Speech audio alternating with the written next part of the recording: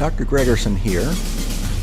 We are going to address in this video how we insert testosterone pellets. This is similar for both men and women. First, we get all of our instrumentation out and put it on a sterile tray. I then sterilely prep the abdominal sidewall and inject numbing medicine in a fan-shaped pattern.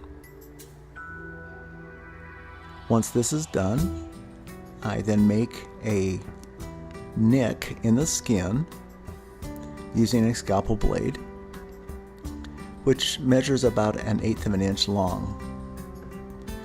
Through that incision, I place a hollow tube through which I insert pellets in a fan-shaped pattern.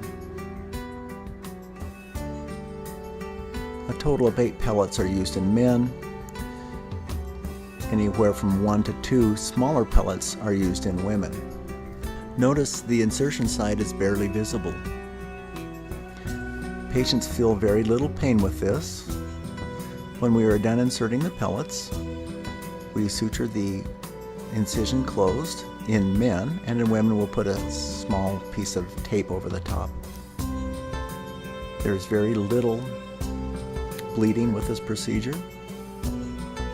We then place the sterile dressings and then put a waterproof barrier.